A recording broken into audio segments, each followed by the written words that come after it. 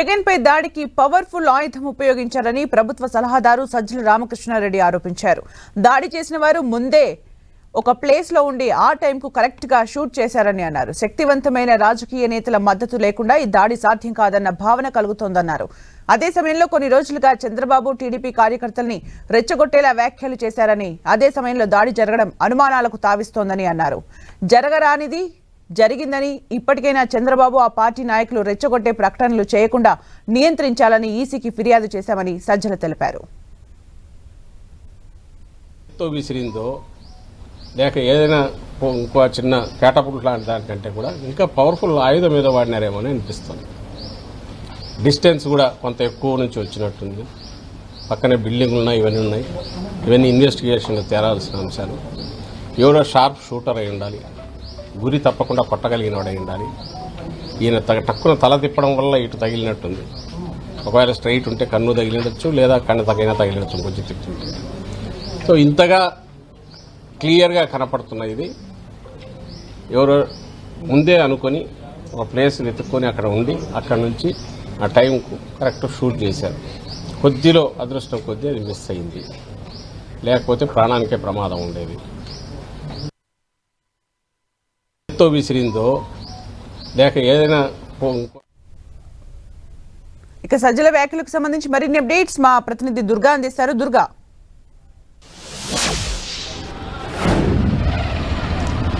అంటే నిన్న ఏదైతే దాడి సీఎం జగన్ పైన జరిగిందో అప్పటి నుంచి కూడా వైఎస్ఆర్సీపీ చాలా బలమైనటువంటి ప్రశ్నలు వ్యక్తమవుతుంది. ముఖ్యంగా దాడి జరగడానికి గల కారణాలకు సంబంధించి, ఎవరు చేశారనే దానికి సంబంధించి పోలీసులు ఒక పక్క దర్యాప్తు చేస్తున్నటువంటి నేపథ్యంలో వైఎస్ఆర్సీపీ అయితే చాలా ప్రధానంగా కొన్ని ప్రశ్నలు అనేది ప్రజల ముందు ఉంచుతుంది. ఎందుకంటే ఆకతాయిగా ఎవరైనా కనుక రాడు విసిరినట్లయితే అది సీఎం జగన్కి తగిలి తర్వాత వెల్లంపల్లి శ్రీనివాస్కి తగిలి ఇలా ఇద్దరికి తగిలి అంత బలమైనటువంటి గాయాలు అయ్యే పరిస్థితి ఉండదు. చాలా ఫోర్స్ గా ఒక బలమైనటువంటి పరికరం ఉపయోగించి దాడి చేశారనేది చాలా స్పష్టంగా వైఎస్ఆర్సీపీ చెప్తుంది. అయితే దాడికి ఏం పరికరం ఉపయోగించారు, ఎయిర్ గన్ ఉపయోగించారా లేదంటే ఇతరత్రా ఏదన్నా పరికరాలు ఉపయోగించారా అనే దానికి సంబంధించి అయితే క్లారిటీ లేదు. కానీ ఖచ్చితంగా ఒక బలమైనటువంటి పరికరాన్ని ఉపయోగించే దాడి చేశారనేది చాలా స్పష్టంగా వైఎస్ఆర్సీపీ చెప్తుంది. దీంతో పాటు చాలా ప్రీ ప్లానెడ్ గా ఈ కుట్ర అనేది జరిగింది. ఈ దాడి జరగడానికి చాలా పక్కాగా ప్లాన్ కూడా చేశారంటూ కూడా వైఎస్ఆర్సీపీ చెప్తున్నారు. అయితే ఖచ్చితంగా ఈ దాడి వెనక పెద్ద వ్యక్తులు ఉన్నారు, పెద్ద వ్యక్తులు లేకపోతే అంత సాహసం ఎవరూ చేయలేరంటూ కూడా చాలా స్పష్టంగా సజ్జల రామకృష్ణారెడ్డి ఈ రోజు చెప్పడం జరిగింది. ఈసీకి ఫిర్యాదు చేశారు, కొద్దిసేపటి క్రితం డీజీపీకి కూడా ఫిర్యాదు చేశారు. ఇప్పటికే ఈ కేసుకు సంబంధించి పోలీసులకు కూడా సింగనగర్ పోలీస్ స్టేషన్ లో వెల్లంపల్లి శ్రీనివాస్ కూడా కేసు ఫిర్యాదు చేశారు. పోలీసులు కూడా కేసు నమోదు చేయడం, గాలింపు చర్యలు చేపట్టారు. ఎక్కడ అనుమానితులకు సంబంధించి అన్ని కూడా ఎంక్వైరీ చేశారు.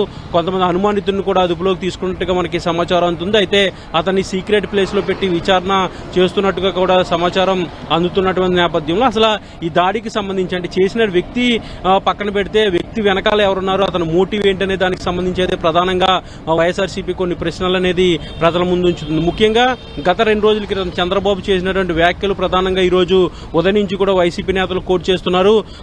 దున్నపోతు లాంటి వ్యక్తి రాళ్లతో కొట్టండి, ఏది పడితే దాంతో కొట్టండి, అంతం చేయాలని కొన్ని కామెంట్స్ చంద్రబాబు చేసినటువంటి నేపథ్యంలో ఆ కామెంట్స్ ని ఇప్పుడు వైఎస్ఆర్సీపీ తీసుకొస్తుంది. రాళ్లతో దాడి చేయాలంటూ కూడా ప్రజల్ని రెచ్చగొట్టారు. ముఖ్యంగా టీడీపీ కార్యకర్తల్ని రెచ్చగొట్టే విధంగా చంద్రబాబు వ్యాఖ్యలు చేస్తున్నారు.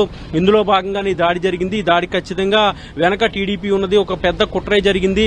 పెద్ద వ్యక్తులు లేకుండా ఇలాంటి దాడి జరిగే సాహసం అనేది ఎవరో చేయరు అంటూ కూడా సజ్జల రామకృష్ణారెడ్డి చెప్తున్నారు.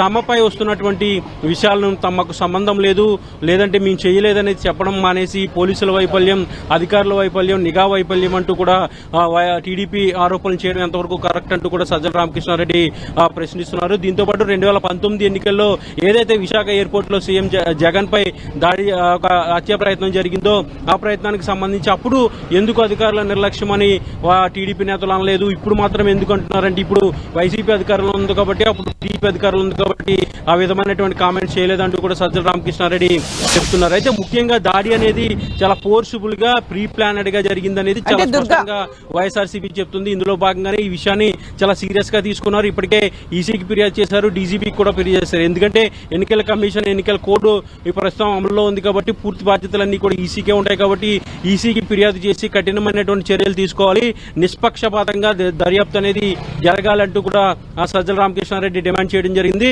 వైఎస్ఆర్సీపీ నేతలంతా కూడా ఒకటే చెప్తున్నారు, దాడి ఖచ్చితంగా ఆకతాయిల పని కాదు, ఖచ్చితంగా ప్లాన్ చేసే దాడి చేశారనేది చాలా స్పష్టంగా వైఎస్ఆర్సీపీ నేతలు చెప్తున్నారు.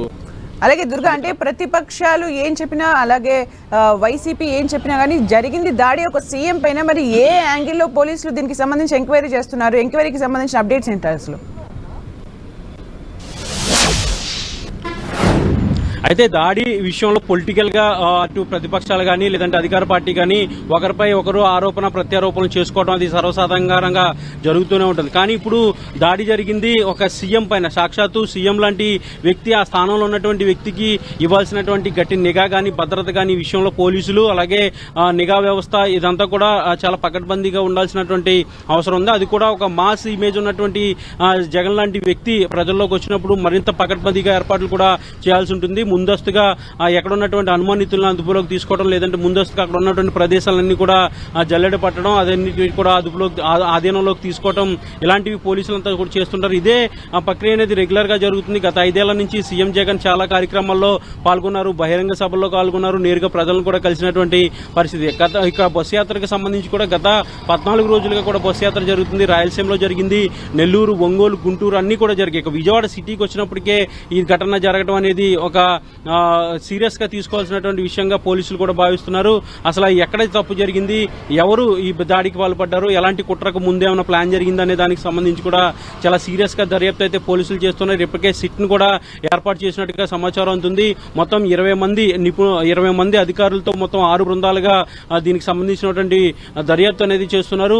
ముఖ్యంగా సీసీ కెమెరాలు, అక్కడ ఉన్నటువంటి 100 మీటర్ల పరిధిలో ఉన్నటువంటి సీసీ కెమెరాలన్నీ కూడా అధీనంలోకి తీసుకున్నారు. వాటన్నిటిని కూడా పరిశీలిస్తున్నారు. ఇక ఆ ప్రాంతంలో జరిగినటువంటి సెల్ ఫోన్ల సంభాషణ అన్నిటి కూడా దాదాపు 20,000 సెల్ ఫోన్ల సంభాషణలు జరిగినట్టుగా కూడా గుర్తించారు. వాటన్నిటిని కూడా పరిశీలిస్తున్నటువంటి పరిస్థితి కనిపిస్తుంది. సీరియస్ గా దర్యాప్తు అయితే జరుగుతుంది. అటు ఒక పక్క ఈసీ కూడా సీరియస్ అయింది, అలాగే వైఎస్ఆర్సీపీ కూడా చాలా సీరియస్ గా ఫిర్యాదులు కూడా చేస్తున్నారు. బలమైనటువంటి దర్యాప్తు జరగాలని కోరుతున్నటువంటి నేపథ్యంలో పోలీసులు కూడా చాలా యాక్టివ్ గా ఈ రోజు ఉదయం నుంచి కూడా అనేక యాంగిల్స్ లో ఈ కేసుకు సంబంధించినటువంటి దర్యాప్తు చేస్తున్నారు. ఒక అదుపులోకి తీసుకున్నట్టుగా తెలుస్తుంది. అతను కూడా విచారించిన తర్వాత మొత్తం పూర్తి వివరాలన్నీ కూడా సేకరించిన తర్వాత ఈ రోజు రాత్రి లేదంటే రేపు మీడియాకి కొన్ని వివరాలు కూడా పోలీసులు ప్రాథమిక దర్యాప్తులో భాగంగా వాళ్ళకి వచ్చినటువంటి వివరాలు కూడా చెప్పే అవకాశం కనిపిస్తుంది. సుమిత్ర, అలాగే అక్కడ సెక్యూరిటీ ఆఫీసర్ గా ఎవరున్నారు, అదుపులోకి ఇప్పటివరకు ఎంత మందిని తీసుకున్నారు, వాళ్ళ నుంచి ఎలాంటి ఇన్ఫర్మేషన్ ఇప్పటివరకు రాబట్టగలిగారు? అంటే ఒక అనుమానితులకు సంబంధించి ఎవరైతే రౌడీ షీటర్ గా ఒక వ్యక్తిగా అనుమానిస్తున్నారో అతన్ని అదుపులోకి ఆల్రెడీ తీసుకున్నట్టుగా మనకి సమాచారం ఉంది. అయితే అతను ఇచ్చినటువంటి సమాచారాన్ని కూడా పోలీసులు ప్రస్తుతానికి చాలా గోప్యంగా ఉంచుతున్నారు. అతను కూడా చాలా సీక్రెట్ ప్లేస్ లో పెట్టి విచారణ చేస్తున్నట్టుగా తెలుస్తుంది. ఎందుకంటే ఆ అనుమానితుడు అంటే రాయి ఎవరైతే దాడి చేశారో అది ఏ విధంగా చేశారు, ఎలాంటి వెపన్ ఉపయోగించారని, ముఖ్యంగా పరికరం ఉపయోగించారనేది చాలా స్పష్టంగా మనకి టెక్నికల్ గా అర్థమవుతుంది. లేదంటే ఆకతాయిగా రాడి విసిరితే ఒక వ్యక్తికి తగిలి ఆగిపోతుంది, లేదంటే రెండో వ్యక్తికి కూడా తగిలి రెండో వ్యక్తికి కూడా బలమైనటువంటి గాయమైంది. వాస్తవానికి చిన్నరా అయినప్పటికీ కూడా బలంగా ఫోర్స్ గా వచ్చినటువంటి నేపథ్యంలో అది పెద్ద గాయంగా కనిపిస్తుంది. సీఎం జగన్ కి అయితే కనుబొమ్మ పైన తగిలినటువంటి పరిస్థితి, ఇక వెల్లంపల్లి శ్రీనివాస్ కి అయితే కన్నుకి తగిలింది. ఆయన కన్ను పరిస్థితి కూడా కాస్త క్రిటికల్ గా ఉంది. అంటే దానికి సంబంధించినటువంటి అబ్జర్వేషన్ లో ప్రస్తుతం వైద్యులు ఇచ్చారు. 48 గంటల తర్వాత మరొకసారి వైద్య పరీక్షలు కూడా వెల్లంపల్లి శ్రీనివాస్ కి చేయబోతున్నారు. ఇక సీఎం జగన్ అయితే ఈ రోజు పూర్తిగా రెస్ట్ తీసుకున్నారు. రేపటి నుంచి మేమంతా సిద్ధం బస్సు యాత్ర కృష్ణా జిల్లాలో మొదలుగా కొనసాగబోతుంది. ఈ మొత్తం వ్యవహారం పక్కన పెడితే అసలు ఇన్వెస్టిగేషన్ కి సంబంధించి అయితే చాలా సీరియస్ గా పోలీసులు ఇన్వెస్టిగేషన్ చేస్తున్నారు. ఎవరైతే ఒక అనుమానితుడిని అదుపులోకి తీసుకున్నారు కాబట్టి అతని నుంచి సమాచారం కూడా రాబడుతున్నారు. మరొకసారి విచారించిన తర్వాత ఈ రోజు రాత్రికి లేదంటే రేపు అతను మీడియాకి కొన్ని వివరాలు కూడా చెప్పే అవకాశం కనిపిస్తుంది. అలాగే దుర్గా, ఇప్పటికే ఈసీకి ఫిర్యాదు చేసినట్టుగా తెలుస్తుంది. ఇప్పటికే టీడీపీ కూడా ఈసీకి ఫిర్యాదు చేయండి, ఎంక్వైరీ చేయండి అని చెప్తున్న సందర్భంలో ఈసీ ఏమైనా రెస్పాండ్ అయిందా అసలు?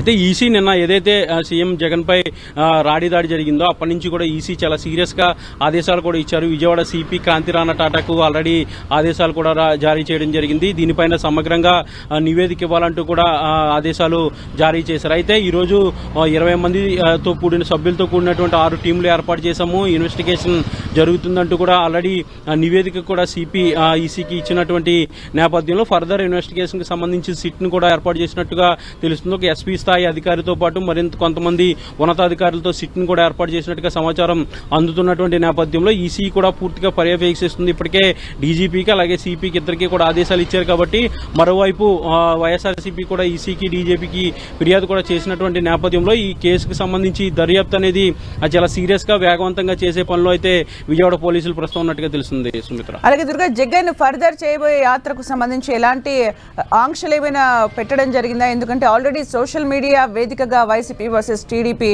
టగ్ ఆఫ్ వార్ నడుస్తున్న సందర్భంలో ఏమైనా ఆంక్షలు ఉన్నాయా? అంటే నిన్నటి నుంచి ఏదైతే దాడి జరిగిందో అప్పటి నుంచి కూడా పోలీసులు పూర్తిగా అలర్ట్ అయ్యారు, పెద్ద ఎత్తున భద్రత ఏర్పాటు చేశారు. నిన్న ఏదైతే దాడి జరిగిన తర్వాత పోలీసులంతా కూడా పూర్తిగా వలయంగా ఏర్పడి సీఎం జగన్ కి అత్యంత భద్రత అనేది కల్పిస్తున్నటువంటి పరిస్థితి. నిన్న దాడి జరిగిన తర్వాత కూడా సీఎం జగన్ బస్సు యాత్రను కొనసాగించారు. ప్రస్తుతం అయితే కేసరపల్లిలో ఉన్నటువంటి నైట్ హాల్ట్ లో సీఎం జగన్ విశ్రాంతి తీసుకుంటున్నారు. రేపు ఉదయం 11 గంటలకు మేమంతా సిద్ధం బస్సు యాత్ర ప్రారంభం కాబోతుంది. రేపు కృష్ణా జిల్లాలో ఉండబోతుంది. గన్నవరం హనుమాన్ జంక్షన్ మీదుగా గుడివాడకి చేరుకుని గుడివాడలో రేపు సాయంత్రం బహిరంగ సభ కూడా ఉండబోతుంది. అయితే ఇప్పటివరకు 14 రోజుల పాటు ఈ బస్సు యాత్ర సాగింది. ఇప్పటివరకు భద్రత కల్పించారు. కానీ దాడి జరిగిన తర్వాత రేపు ప్రారంభం కాబోతుంది కాబట్టి భద్రత విషయంలో అత్యంత జాగ్రత్తగా మరింత కేర్ఫుల్ గా ఉండాల్సినటువంటి అవసరం కూడా ఉంది. పోలీసులు కూడా ఆ తరహాలో భద్రతను కూడా పెంచారు. భారీ ఎత్తున పోలీసుల్ని మోహరించినటువంటి పరిస్థితి. ఈ రోజు ఉదయం నుంచి కూడా సీఎం జగన్ నైట్ హాల్ట్ దగ్గర ఎవరిని కూడా అనుమతించట్లేదు. ఆ చుట్టుపక్కలంతా కూడా పోలీసులు ఆధీనంలోకి తీసుకున్నారు. లోపలికి వెళ్లాలంటే ఖచ్చితంగా సీఎం అనుమతి ఉంటేనే వ్యక్తులు మాత్రమే లోపలికి వెళ్ళినటువంటి పరిస్థితి. ఎవరిని కూడా అనుమతించట్లేదు. పార్టీ నేతలు కూడా పూర్తిగా అటు పక్కకు అనుమతి చేయనటువంటి పరిస్థితి. ఈ నేపథ్యంలో రేపు జరగబోయే బస్సు యాత్ర కూడా అత్యంత భద్రత అయితే పోలీసులు ఇచ్చేందుకు సిద్దమయ్యారు. అదనపు బలగాలంతా కూడా ఇప్పటికే మోహరించడం జరిగింది. ఈసీ పరిధిలో ఉంది కాబట్టి ఈసీ కూడా ఆదేశాలు ఇచ్చినటువంటి నేపథ్యంలో రేపు మరింత కట్టుదిట్టమైనటువంటి భద్రత సీఎం జగన్ బస్సు యాత్రకి ఉండబోతుంది. Sumitra, thank you Durga for the updates.